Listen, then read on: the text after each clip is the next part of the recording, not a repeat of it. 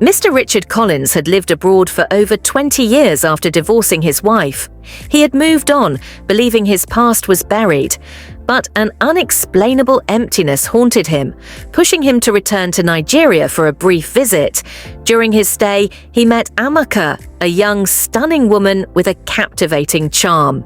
She was confident yet vulnerable, and something about her felt oddly familiar, but he couldn't place it.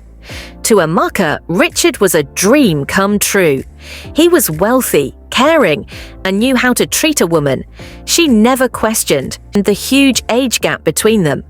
In her eyes, he was just a man who understood her in ways no one else ever had. What started as innocent companionship quickly became intense and passionate. Richard spoiled Amaka with gifts, whispering sweet promises into her ears, and showering her with a kind of love she had never known. For Amaka, Richard was different. He wasn't like the immature men she had dated. He was a man of class, experience, and wisdom. For Richard, Amaka brought a spark he hadn't felt in decades. He felt alive again, young, and deeply connected to her in ways he couldn't explain. The nights were filled with passion. Amaka surrendered herself completely, believing she had found love. But fate was weaving a tragedy neither of them could escape. After months of an affair, Amaka decided it was time for Richard to meet her mother. She had told him before that her father was dead, so to her, there was no reason to hide anything. Richard hesitated but agreed, eager to show his commitment to Amaka. The day of the visit, Richard dressed elegantly, excited to meet the woman who raised Amaka. But the moment the door opened, his heart stopped. Standing before him was his past, his ex-wife, the mother of his child. Their eyes locked.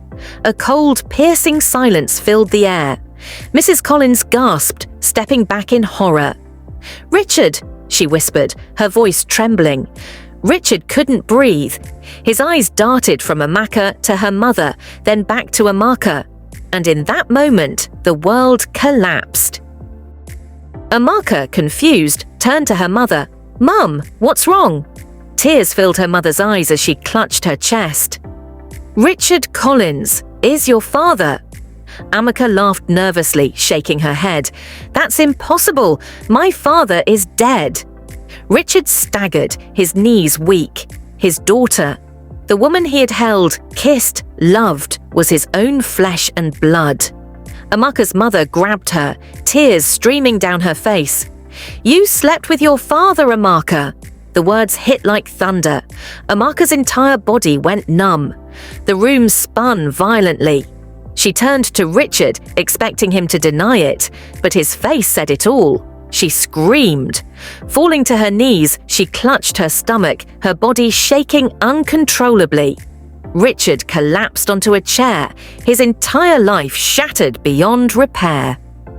The house that once held love, laughter, and family was now a graveyard of sin and sorrow. Amaka disappeared for days, unable to eat, unable to sleep.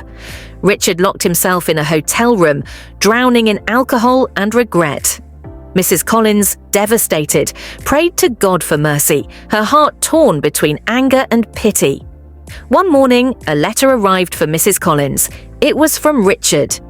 "I have committed the greatest sin a man can commit. I cannot live with this. I was blind, and now I see. Please tell Amaka I never meant to hurt her. Forgive me if you can. By the time you read this, I will be gone." With shaking hands, Mrs. Collins ran to the hotel. It was too late.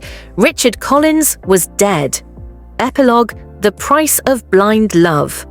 Amaka never recovered. She lived the rest of her life in isolation, never